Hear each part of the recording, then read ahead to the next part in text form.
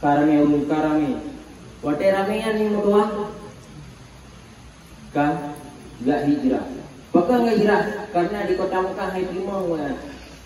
Karena umumnya kakon gua lewat apa ini. Itu kan lewat petinggi kota Brit. Itu kakon yo. Sehingga Nabi bijaklah gak hijrah pun begitu utai. Ada tu utai dengan mutua agama hai timang sih. Bukan agama Islam hai timang.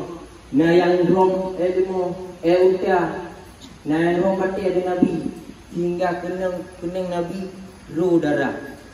Darahnya disambut oleh Nabi. Tegedi watanya ru darah di dunia, maka megong dunia adanya. Mubalik dunia adanya. Tapi disambut Nabi darahnya. Ditanya oleh para sahabat, "Apa yang sambut darah?" Itu yang nyulut sambut darahnya agar baik mengkong kota Taifnya.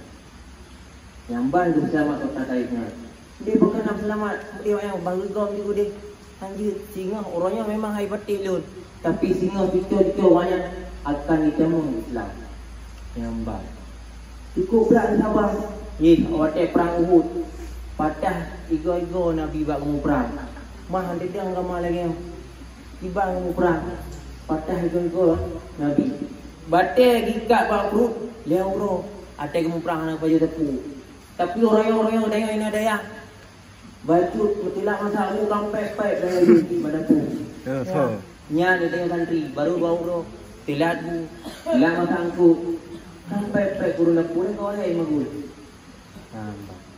Maka orang benar sabar yang berbutuh tu. Lehnya karame Islam. Kaum sahabat Islam karena di kota Mekah dan kota Madinah.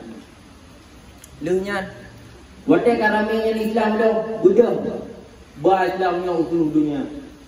Kirim surat Rasulullah kepada Raja Najasyi, kepada Raja Romawi, kirim Raja Persia. Nah yang terima Islam, nah yang mana?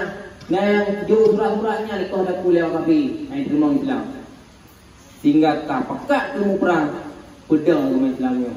Bumuluah tu sama dunia. Sehingga tu lah Islam wajib dan nampak.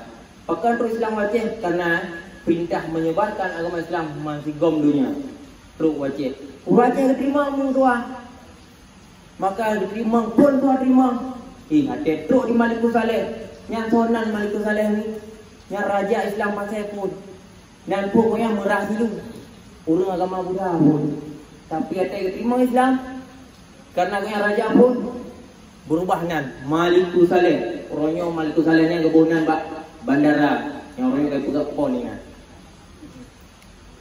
Nan tu merah dulu. Kebalik nan Malikus Saleh.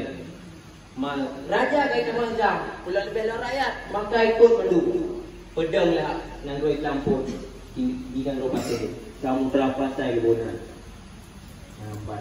Watanya ni mutuah ka tidak lama Islam di Aceh pun semua pasai. Yang kena